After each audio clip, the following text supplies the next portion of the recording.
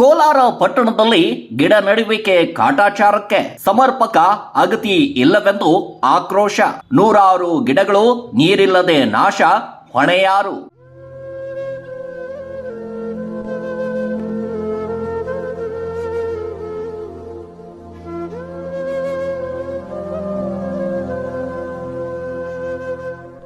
ವಿಜಯಪುರ ಜಿಲ್ಲೆ ಕೋಲಾರ ಪಟ್ಟಣದಲ್ಲಿ ಅರಣ್ಯ ಇಲಾಖೆಯವರು ಪಟ್ಟಣದಲ್ಲಿ ಸಾವಿರಾರು ಗಿಡಗಳನ್ನ ಹಚ್ಚಿದ್ದಾರೆ.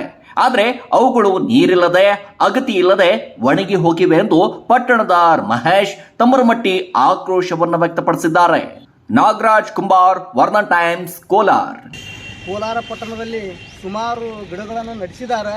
ಅದಕ್ಕೆ ನೀರಿನ ವ್ಯವಸ್ಥೆ ಇಲ್ಲ, ನೀರಿನ ವ್ಯವಸ್ಥೆನೂ ಇಲ್ಲ, ಅವಕ್ಕೆ ಅಗತಿ ಸಕ್ಕರೆ ಮಾಡಿಲ್ಲ. ಕೋಲಾರ ಪಟ್ಟಣದಲ್ಲಿ ಏನು ಇರ್ತಕ್ಕಂಥ ಗಿಡಗಳು ಎಲ್ಲ ಒಣಗಿಬಿಟ್ಟಿದ್ದಾವೆ. ಅದಕ್ಕೆ ನೀರು ಹಾಕುವ ವ್ಯವಸ್ಥೆನೂ ಆಗ್ತಾ ಇಲ್ಲ.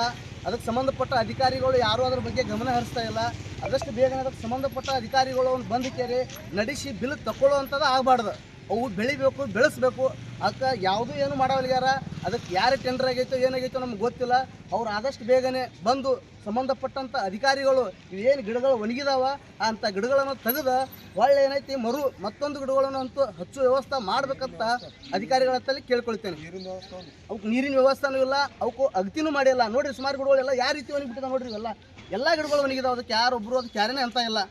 ಸಂಬಂಧಪಟ್ಟಂಥ ಅಧಿಕಾರಿಗಳು ಯಾರೇ ಇದ್ದರೂ ಆದಷ್ಟು ಬೇಗನೆ ಈ ಗಿಡಗಳನ್ನು ಕಿತ್ತಿ ಹೊಸ ಗಿಡಗಳನ್ನು ಹಚ್ಚಬೇಕಂತ ತಮ್ಮಲ್ಲಿ ನಾವು ಕೇಳ್ಕೊಳ್ತೇವೆ.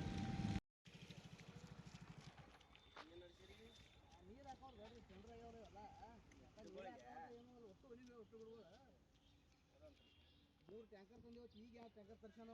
ಅದು ನಾವು ಹೇಳಿದಾಗ ತಂದು ತೋರಿಸಿದ ನಿನ್ನ ಗಿಡ ಬೆಳೆಸೋದು ಐತಿ. ಮತ್ತು ಅವನ್ನೆಲ್ಲ ಊರು ತುಂಬ ತೋರು ಮಾಡ್ಬೇಕು. ಅವ್ರು ಯಾರು ಕೈ ಮಾಡಿರಿ ಅದಾರ ರೀ.